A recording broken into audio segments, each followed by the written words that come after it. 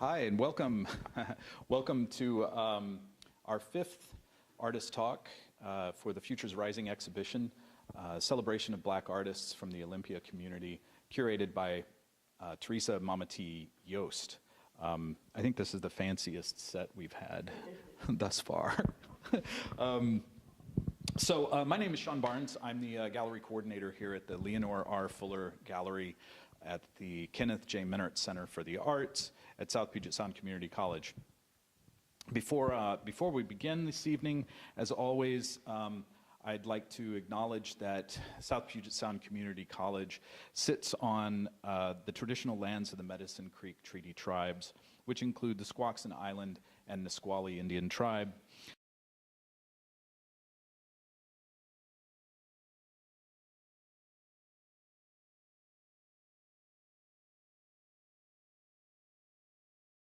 Okay, cool. We're still live. So the 1854 treaty ceding these lands is still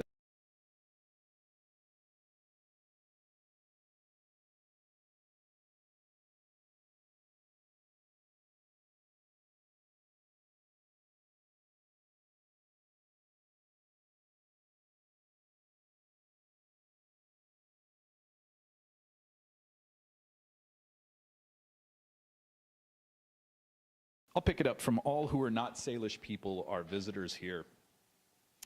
With this awareness, we pay respect to elders, past and present, of the Medicine Creek Treaty Tribes and all Native peoples.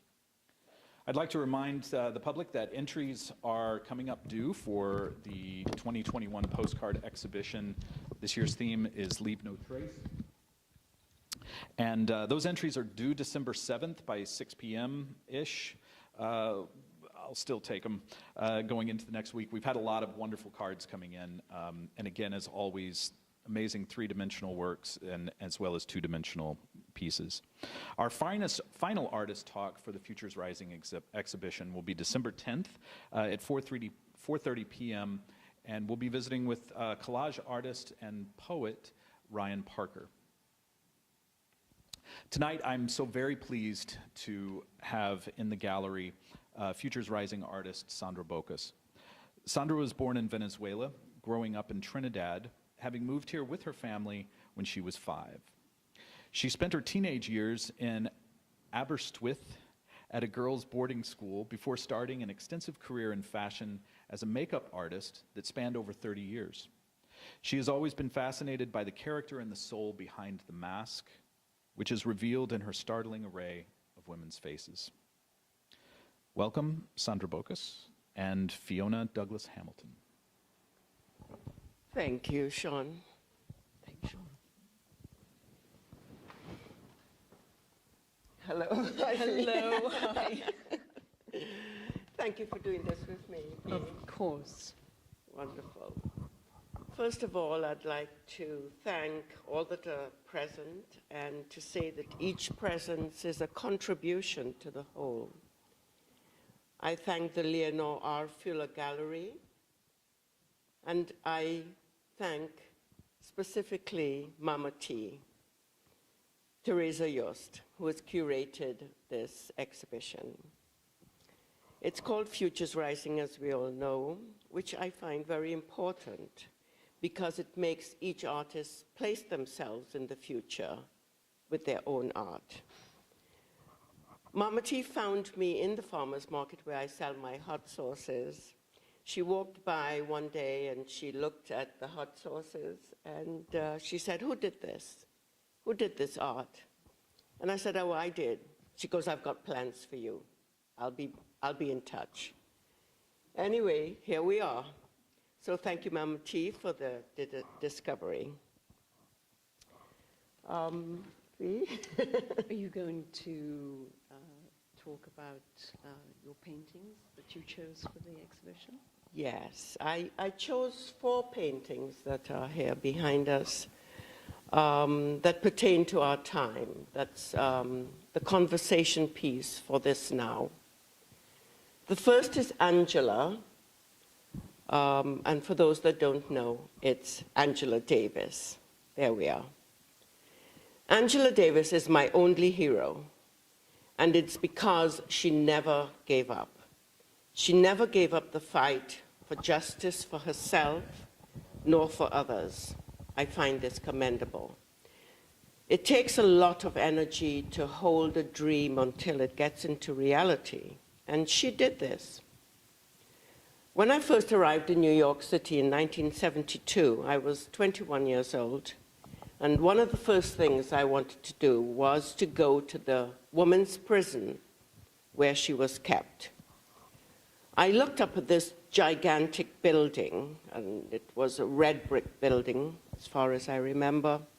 And I kept looking up thinking, what did she see? Where did she throw her dream? And I found it just truly magical. I wondered, which window did she look out of? What was her energy like? This impressed me greatly. The story in this painting also brings with it the plight of women, the weariness of the system that governs us. The blue hair and the red face can represent the political parties. It can also represent the male and female, both of which are games that we flip-flop in and out of. The gray skin can represent the mask in which we hide behind. As a young person, I was scared of masks. I felt very eerie. I couldn't look behind the eyes. The dark eyes bothered me, the mouth bothered me. And I realized that it was my own mask that scared me because I didn't know myself. So I endeavored to find myself.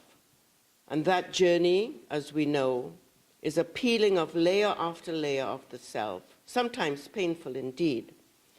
But it is only in that doing that we find the joy and the peace in ourselves. Reaching into the authentic self, which is really where we express from. And this is the only story to never give up on. So Angela, I appreciate using you as a symbol of my never giving up. Wonderful. So I read into that also, your peeling back allowed you to look deeper into other people's souls. Perhaps you'd like to talk about that in relation to... The second painting that I chose is called, yes, this one. And you, what are you doing? It's featureless, save for the eyes. But I did it because this is the only painting I did specifically for this exhibition. The murder of George Floyd, captured on a phone video, brought the total disregard of a human life shockingly into our living rooms. The murder of a man pleading for his life and begging for his mother. It really was shocking. This was a time for rage. People got out on the street. Black lives mattered and really did matter and does matter. This came into our personal space, and the hint of police brutality towards black men was now confirmed. I started to think about the children at this time. I wondered what was in their minds, what these fresh minds, what were they thinking about? What we as the older generation, what were we teaching them? So I painted this picture so that they have a mirror to look in to themselves, to understand and go into their own question of what are we doing? What are they doing? Again, in contemplation, I saw a core of male violence. I think the men who have evolved out of this violence as an expression must teach other men. I think only men can teach men. The mental, the emotional, and physical violence perpetrated on women and children and on other men must be addressed as a core of an ill in our world. This, of course, includes power and greed, that has turned a blind eye to the beautiful planet we live on. When this begins to heal, then perhaps we can use our energy for healing minds, body, and our souls. This painting asks you the question, what are you doing? Its featureless face, save its eyes, doesn't let you roam. It doesn't let you be alone. You cannot escape it. You cannot escape the question. It brings you back to the mirror of your own soul. And you, what are you doing? Each person must answer that unto themselves. And yet, you know, it has a softness to it, a dream-like quality, as if to hold you in this perhaps uncomfortable place. This moment can be harsh because we must answer that all for ourselves. So the truth of that answer lies within you and your eyes and you looking into this painting. It is my contribution to the moment. Beautiful. Thank you. And a little uncomfortable sometimes, which leads me on to your third painting, which is one of my favorite, has always been, but is so powerful. It reaches into the soul, and you feel the agony of this woman. Yes, I remember you've always liked this painting. This is one of those paintings that painted itself, really. I didn't have a plan. I didn't sketch it. No drawing, no pictures to show me or give me a clue as to what was coming out from my brush. I just stood in front of the empty canvas, ready to work, ready to serve. So it was one stroke after the other, and I waited for the character to come, step by step. It came. How I paint is I stand in front of an empty canvas or paper, and I wait. I wait for something to come. I wait for a message. And I will stare at that canvas for as long as it takes until I see the first dot, the first line, the first color. And in that moment, energy rushes through me, and I listen and I do exactly what it asks me to do. So in this painting, this is a Middle Eastern woman who has become war-weary. And in all of her beauty, she is lost. She is forlorn.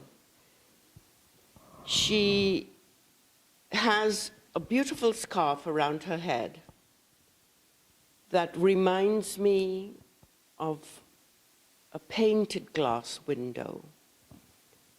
There's poetry in this place, in this face, that she knows, that she remembers.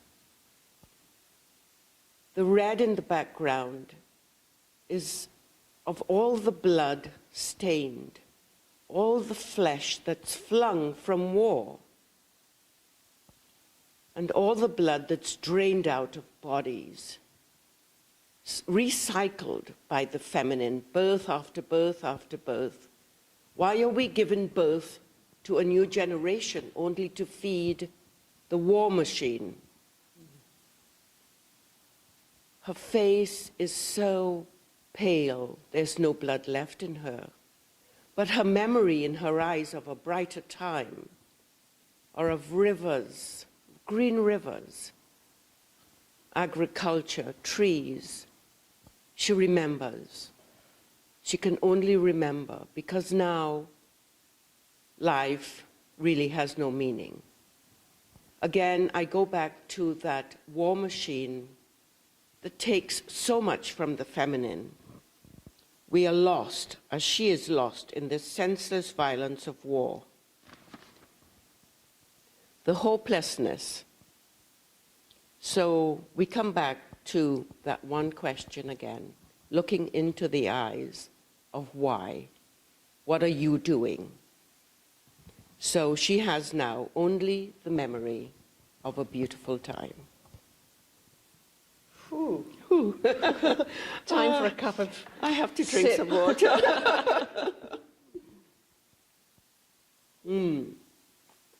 These are harsh paintings and harsh questions for a harsh time that we live in. And these questions must be asked, and these images must come right up into our face, because it's up to us now to change what's happening in our world, to change this time.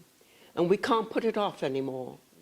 So we must do it. It is up to us, our generation, to do it, and the younger generation to do it. So that sort of So we're leads lightening me, up a little bit. Yes, it leads me on to one painting that I know is one of your absolute favorites. Do you want to share with us about this now? Or? Let's come back to, you're talking about blackface. Blackface, Yes. yes. It is one of our favorite. It's a little happier to Yes, me. a happier tone. But I would like to come back to it a little later. I would like to go on to how I started with painting and how I started painting faces. It can lead me to that. So we are a little lighter right now. So I started to model in the late 60s in London and in Trinidad. Is that a cue for a That's a cue for one of the black and white painting. London at this time, in the late 60s exactly, was just an exciting time. I started in boarding school and in Aberystwyth in Wales, where I saw this fellow student of mine, Heather Lord was her name. She started to make up with black eyes, pale skin, light lips, and it excited us all. Oh my goodness, something new is happening in the world of makeup and fashion. This was my expression. Hair was all the go, and so this is what I did. So this was the beginning of your journey into using your body as an art form? Certainly, certainly. We used ourselves as the canvas in this time, painting our own faces, dressing our own bodies, using all our creativity. I remember buying clothes and cutting off sleeves and sewing something else on, making my own style, in other words. It was such a free time to explore our individual character. And is this when you got into modeling?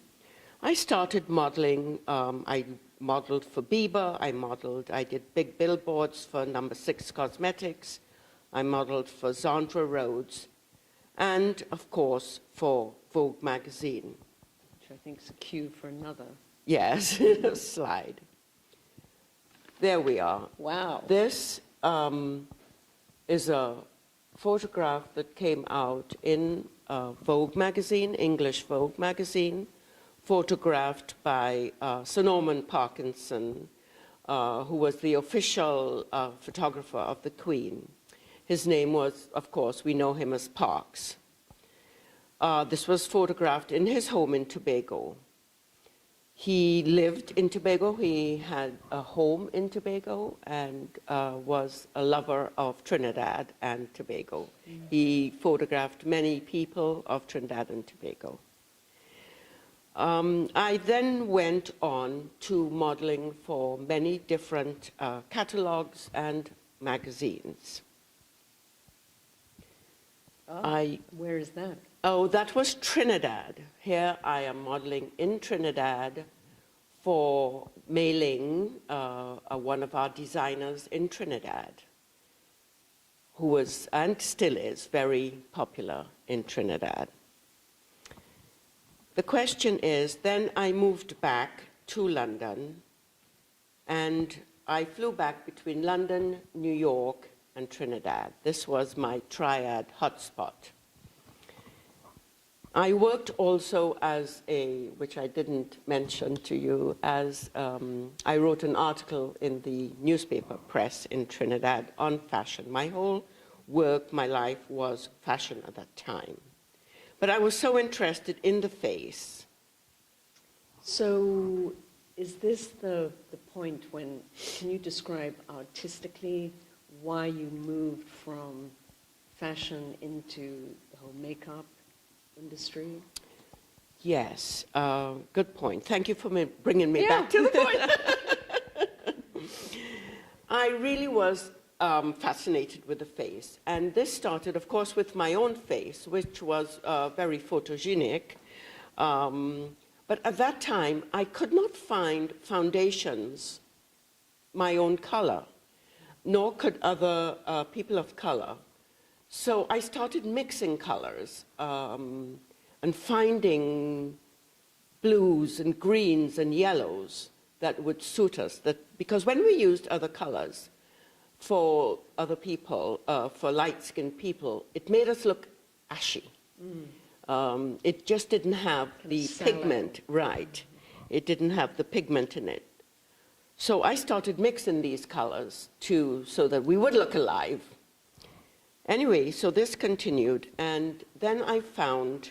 Is there another slide for us? Should be another slide. So Yes, there we are. Fashion and then... Fashion in New York, and I loved wearing wigs and just changing myself so drastically. It was such a fun time. Then this was New York. So shall we see the next slide? Let's see the next slide. Okay, fantastic. So this is your journey now into the makeup world. So I moved to New York, lived in New York. New York changed my life forever. I still consider myself a New Yorker because it shaped my mind, it shaped my attitude, it just gave me that oomph for my life. I moved there when I was 21, so I was impressionable at the time. And I remember walking through New York until I found Greenwich Village, and I thought, aha, I've reached my home. This is my place on the planet. This is for me. It had the vibration that suited my temperament. I met a wonderful person called Benjamin Moss in New York who changed my life. And he was the one that made me find makeup as a career. I worked with him in his salon, and this is where I found Andy Warhol's factory, the factory.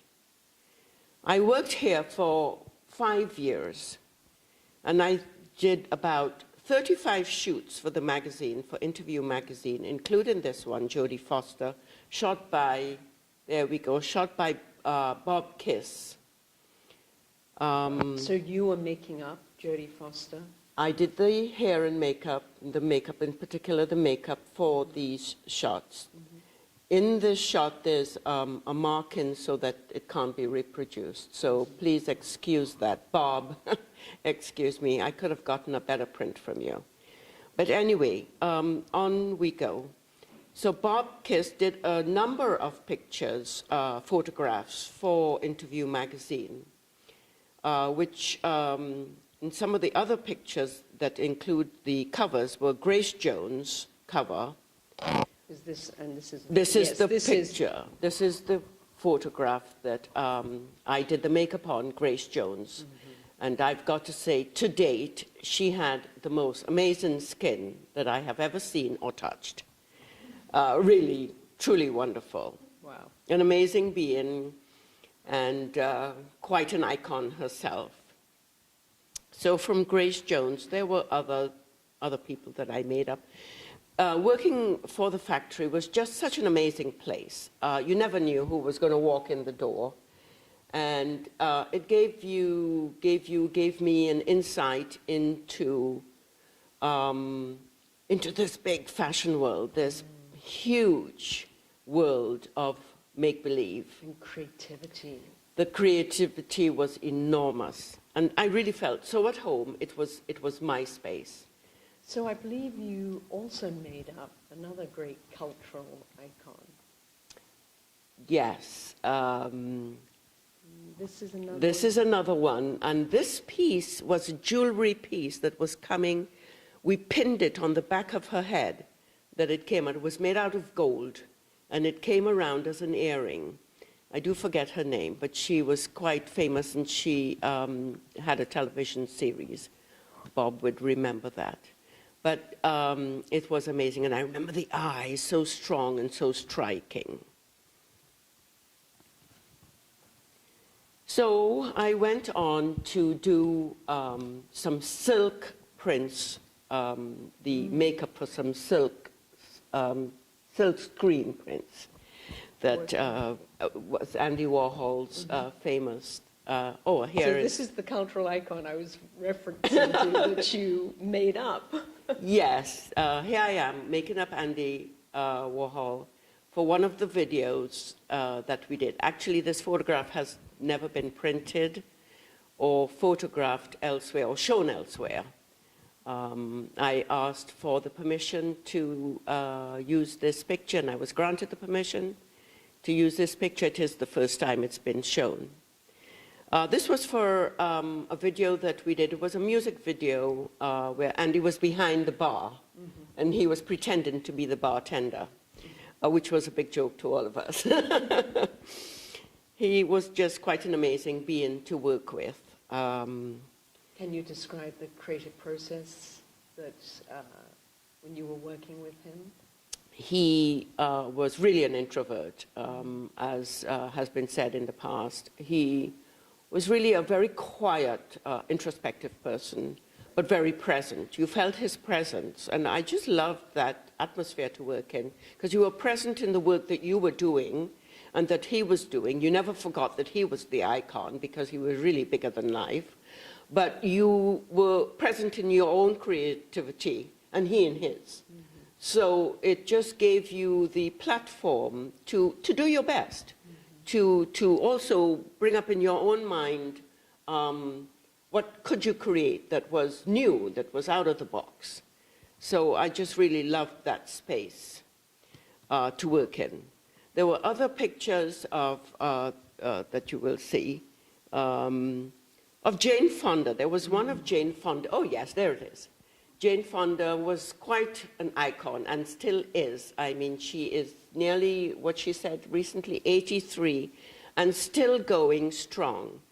I remember when I was painting and doing her, this was the makeup that Andy taught me how to do, was a very white face and darkish eyes and red lips, because he used this as a negative for his own silk screen prints. He did the opposite with it. She was so curious. She was looking up into my eyes that made me so nervous. Like, you know, what are you looking at? And she was looking straight into my eyes. And she belted out the question, "What are you?" And I thought, what? I was about to answer, well, I'm in the human race. And, and she said, no, I mean, what race are you?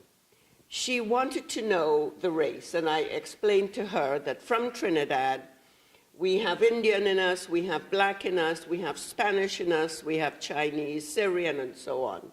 And it's one of the countries where we have so many races. This is why in the 60s, the British, the English, sent down a team of people to investigate why were Trinidadians getting on and all living together with all these different races. Because at the time, Carnival in Notting Hill was Just starting.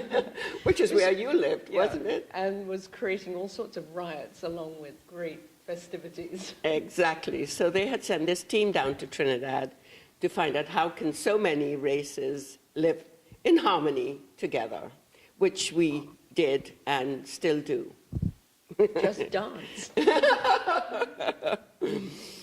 Anyway, back to our art, I suppose. Yes. Yeah. So I think there's this moment, the end of the factory, Andy dies. Yes, sadly. Sadly. Mm-hmm. And so where do you take your art from that point? What's your next jump-off point? Well, I was quite amazed to see the influence of working with Andy at that time, how deeply it affected me. That's why blackface, I'll come back to blackface now, blackface is so important in my evolution because it's popish, if you wish. The bright colors, which also comes from my Trinidadian background. The light in Trinidad is so bright, it just emphasizes the brilliance, any brilliance. So that's why I put a lot of color in my paintings. I don't necessarily dress in a lot of color except today. Oh, I didn't know. That's quite shocking for the Pacific Northwest. But this painting is a very poppy painting. It also represents the black face, I call it black face, the woman. The black woman has been slighted because we were not included in fashion at that time. We were a token at that time. In fashion shows and in printed ads, you, for instance, never had a black woman that had a cosmetic ad campaign. And so in that time, black women, women of color, were slighted. That's why it has no features, because I feel that we were not seen. We were not seen, we were just the number, the token. So I put this painting in, which is really, really one of my favorites. And we wore a lot of wigs. Black women wore, and still do. All women now wear wigs. But I love this turquoise wig because it just makes things really crazy and wonderful at the same time. I love the fuchsia dress that she's wearing and the very long neck, the elegance of the long neck, which a lot of black women have. So it's fun and it's true at the same time. And so is this like your homage to Andy, the sort of pop art? Well, you can say that. It can be.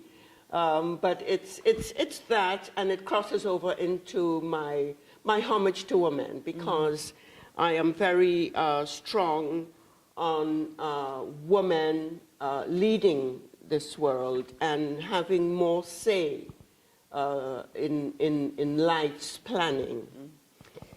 Is this? Do you want a quick sip of water? water? Yes. My throat is a little dry.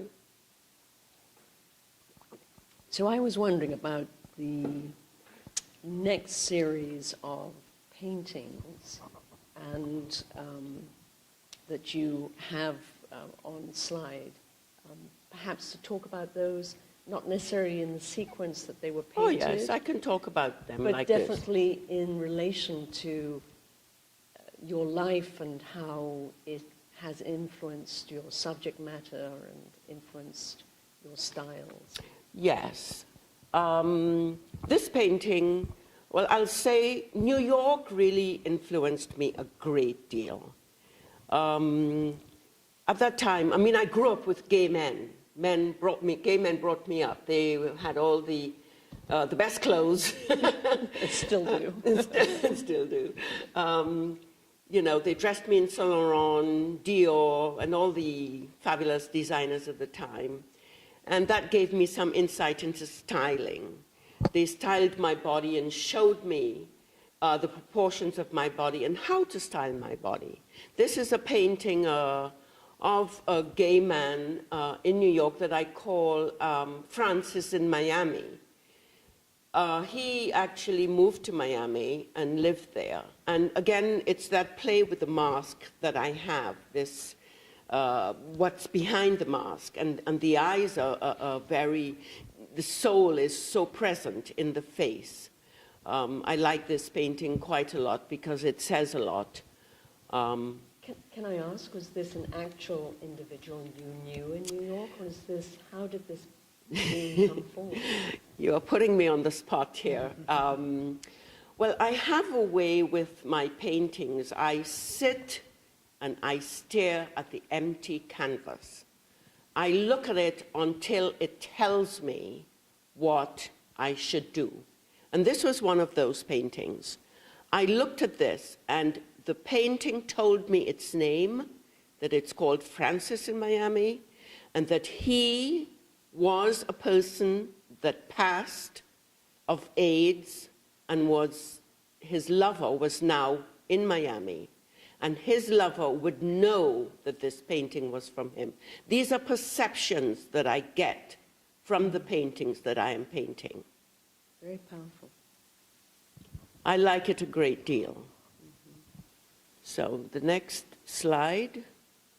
This one is rather wonderful, and it addresses a subject that's very poignant today. It's a trans person, and at that time, trans was never a word. We didn't know the word trans. That's a modern world. We just spoke among ourselves.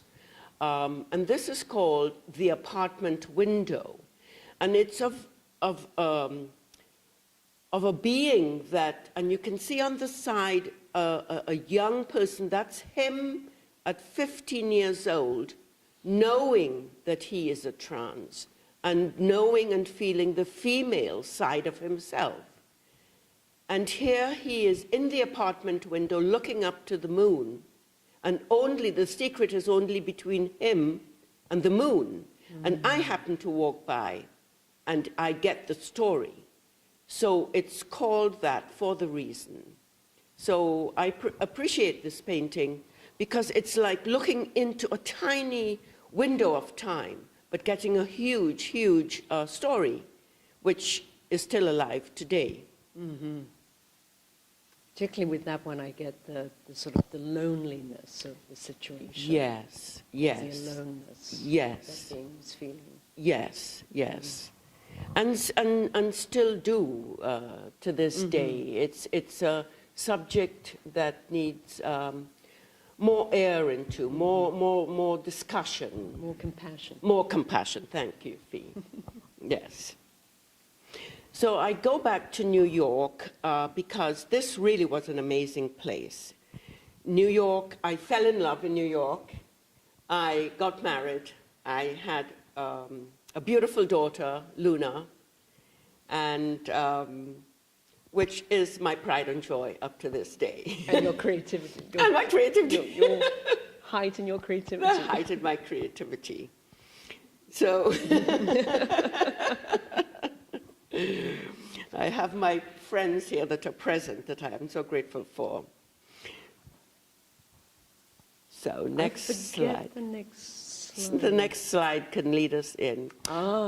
This one was the first painting I did on paper of a face. This is where I knew that I was moving into painting on canvas and paper.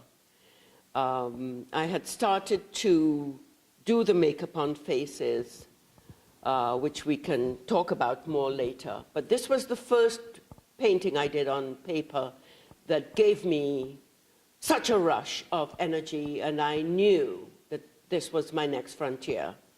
That the makeup on faces, I was becoming a little bored with, or it wasn't giving me enough challenge.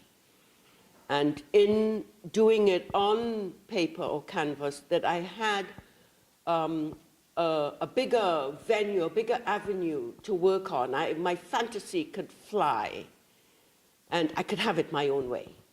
So, and make my own expression. So this one reminds me of a queen. Again, that long neck that I just love doing, and the strong eyes. All the paintings, mostly of women, all my paintings have that self-respect, the woman that has that self-respect. And so that was the first one. So do we have any others? This is where I start to see a certain style of yours coming forward, with this emphasis really pulling you into the eyes, sort of heavily colored around the eyes that pulls you in, and yet the rest of the face quite sort of blank. Yes. Do you want to discuss more of that? Because there's another question I have about another technique or style that you use in your paintings. But... Okay, yes. I do like that sort of pale face, that sort of style. You could say that with the white faces from the Andy Warhol days could have given me that. You could say that, maybe, maybe not, I don't know. But the models that I made up when I started were also very pale. Even when I do colored faces, women of color, I still have the same style of that sort of blank face. I like that. I like to do the blank canvas first and treat it almost like a painting. So I make the canvas first. I do the canvas, and then the eyes start to come out. The eyes, the windows of the soul comes to the forefront. And if you look at any one face at any time, from any angle, it's never, ever the same. Every angle of the face is different. One's smaller, one's larger, one's up, one's down. And I just love to do that as well on the paintings. So this one in particular, it's called I Saw the Flower Fall. And it's a hibiscus falling, reminds me of Trinidad as well. And the eyes pulls you in as well. And she is, yeah, very introspective, and she did see the flower fall. Almost sort of flamenco-like as well, flamenco-like as well. So does this bring us on to another example of that? Do we have another? Oh, yeah, oh. I agree. This is an earlier one I did. Also that sort of airy feeling where in the eyes, there's such a story in the eyes, and it's sort of self-kept. There's a coldness about her. She reminds me of someone that comes from the Nordic countries like Sweden, Norway, Alaska. It seems like icicles around her. But when you find and you pinpoint the gaze is in the eyes, which is soft. You see her in the eyes. You can find her, rather, in the eyes. I love that play with the coldness and yet the warmth of the being. You know, in the modeling days, people used to tell us, oh, smile, smile, smile. And I always used to think, why should I smile? Why should they smile? A woman is a woman, whether she smiles or she's serious. But now those mannequins look awfully sad. Oh, yes, that's another reason why. But this one, I love the eyes, because the story, when you see a painting, you should be able to look at that painting for hours and hours and days and months and years, and always find something new and find yourself in that painting. So with the woman, you can find something of yourself, of your hidden self, in her, in that painting. This is acrylic and charcoal that I use, and I like to mix mediums, start with one, and then just go on to the other medium. So one of the other styles you have, which I don't know if we've got any slides, but it's very recognizable. It's where it almost, one side of the neck is elongated, or one eye is very small and the other very large, or, and it's like such a shame that we didn't bring a couple of examples of that. But can you speak to that? Is that part from your makeup days when you were kind of zooming in on somebody? Ah, yes, very good, Fee. That is a trait of mine. Because I was in the fashion industry for 30 years and in the makeup for quite a long time, for 20 years, when you're doing a makeup, you are so close to the face that you do see the eyes, the nose and mouth In strange ways. out of proportion. And I would always stand. I never sat when I was doing the makeup. I like to feel that I was firmly planted on the ground. And one of my favorite views of looking at the person was actually like this from Which under. explains that weird way that I would squint. It just happened to be a glance, an angle that I saw something. Under the eyebrow, when I look like this, I can see the shadow under the eyebrow, and that gave me an input into the character of the person. So I would do that, and I really am blessed with such wonderful photographers who were, some of them were my friends, that would, when they see the makeup, they say, okay, Sandra, she's on to this, she's on to that, she's on the left side, she's on the right side. They would change the light accordingly.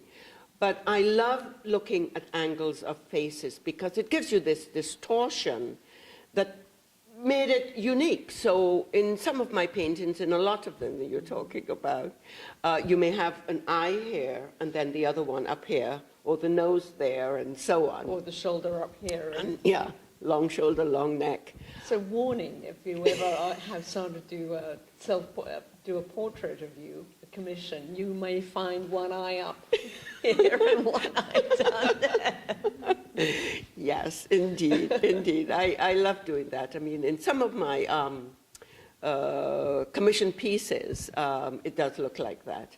And I warn them always about that this might come out in your portrait. So I find a caricature in the person that I find really attuned to their character.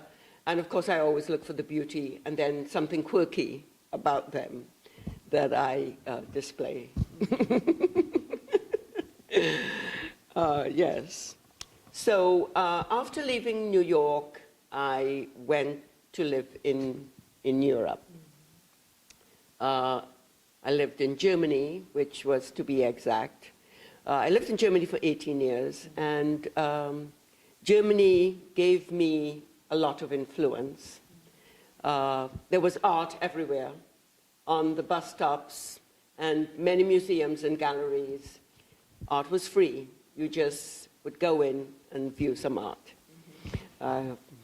So, Which is where my daughter lives still, and husband. yeah. So, Ex-husband. so you come back to the States, and Yes. now you're using your art in a quite novel way. Do you want to talk about that briefly? Yes. Well, needless to say, painting is in my soul. I have to express myself. I have to express it from the soul. I can't shut my brush up. I see images everywhere I go. Faces come out of the woodwork at me. So I continued painting. I've done a lot of painting here, as you know. You encourage me a great deal. And I started with the hot sauces. I started making hot sauces as I came here. And I put my paintings, it was totally your idea, why don't you put some of your paintings on the hot sauce labels? And I said, oh, okay, that sounds a great idea. So I did that, and it became a tremendous hit. I would say it is the brands now that it's almost like that lovely twist that's happened. We were talking about it earlier. About Yes, I saw it as, and I mean, it only occurred to me like when we were talking the other week, when I thought that I'd put all of these paintings on the labels of the hot sauce, and then it occurred to me that Andy Warhol had taken a common object, like the Campbell soup, the can of Campbell soup, and put it in a painting, and I took my paintings and put it on a common object like the hot sauce. And I thought, how ironic. How perfect. seemed a joke, and a lovely joke at that. Anyway, So I'm not certain where we're at time-wise, Sean. Is this a moment we come into audience questions? are there more slides? It's 5:20, and we can take this wherever you like. Are there more slides? Are there any more slides? No, Okay, so we've talked about all the slides. but I'm happy to jump around to different images. Oh, beautiful. If your guests have questions, and I have a question or two also, but Awesome. I'd like to open it up to... How shall we do it? And Sean, yes.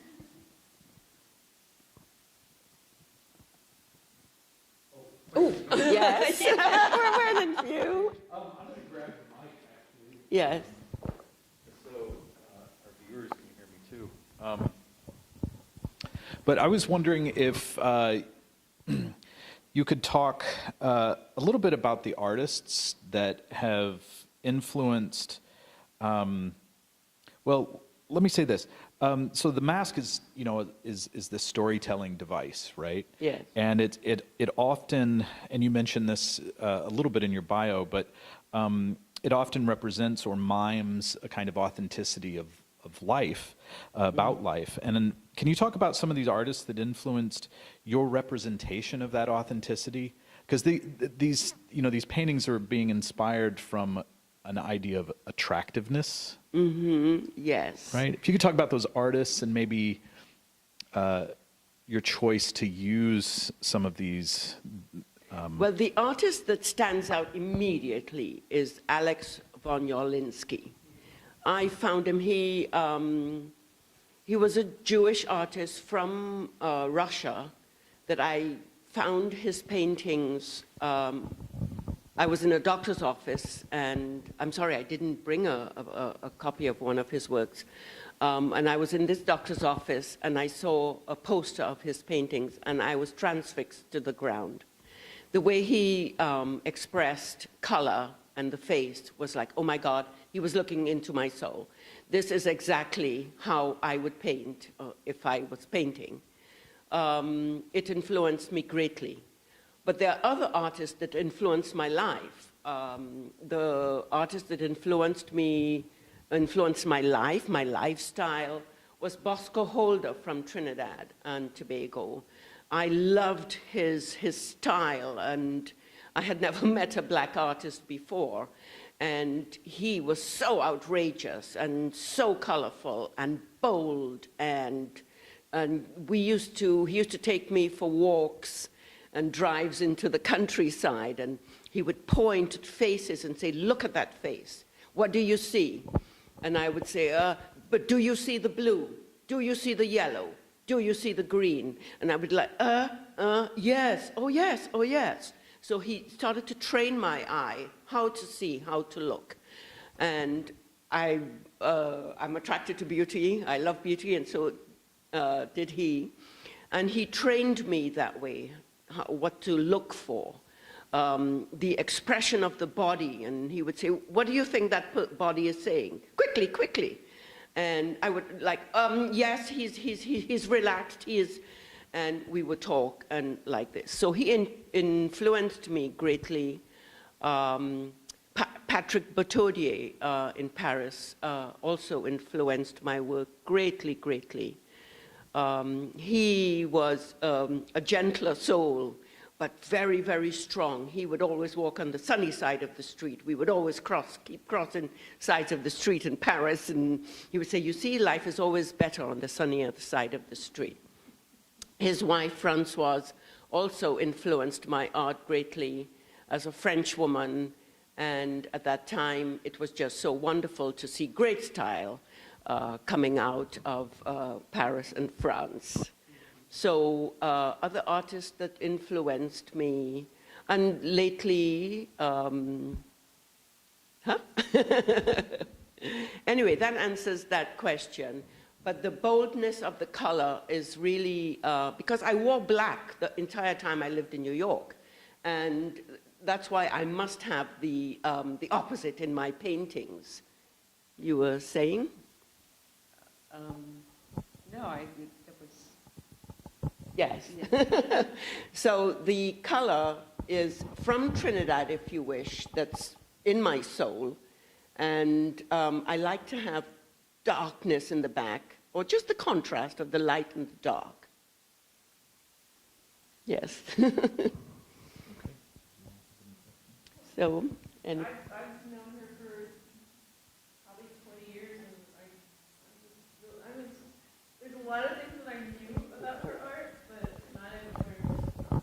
There you go.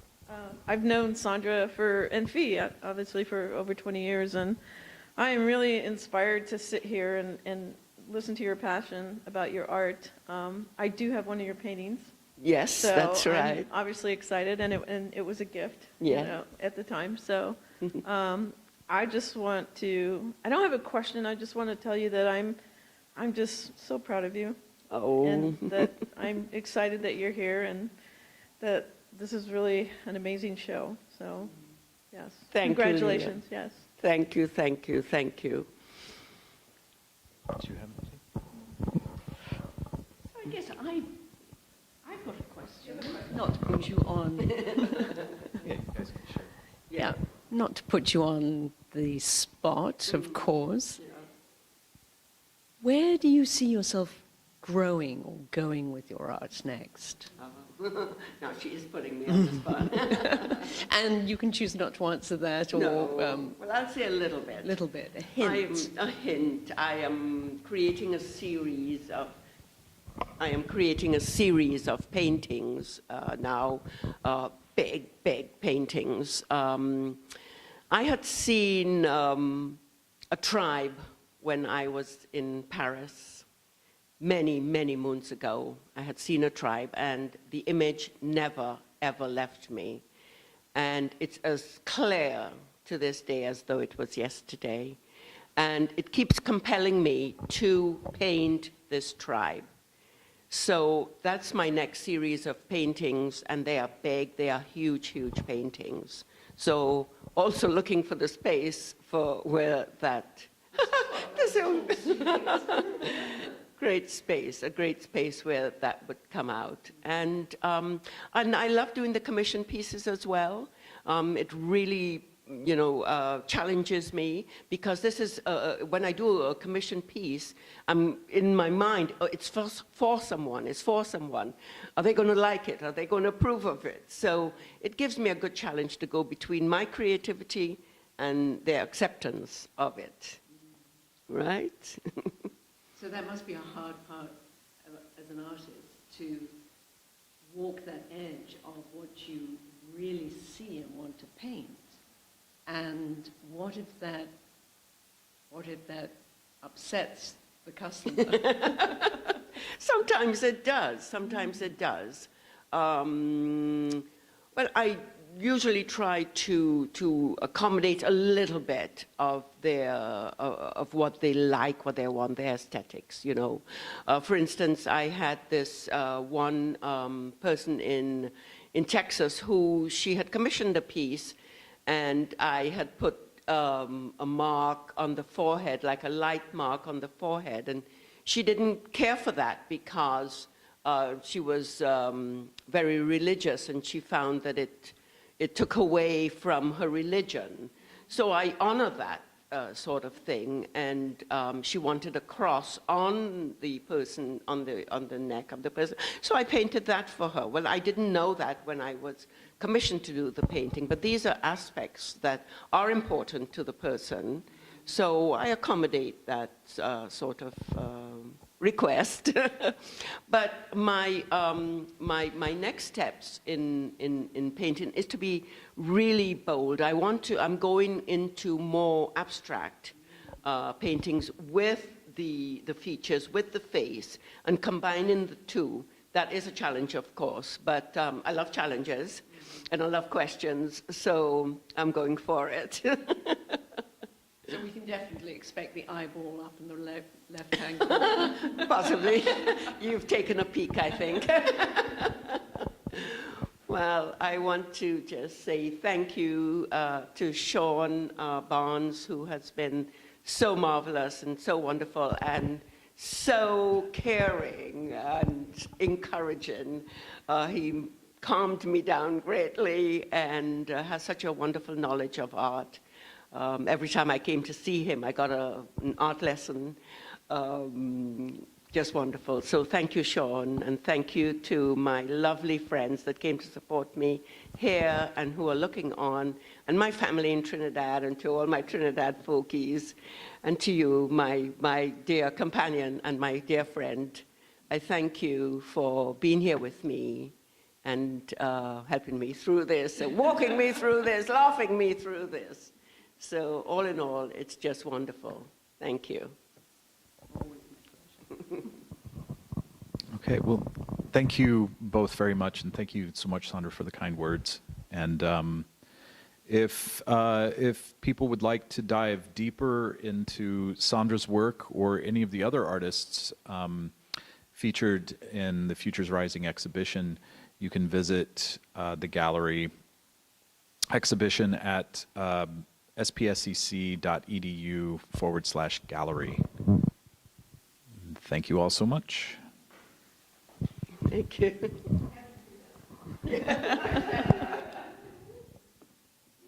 Okay, that's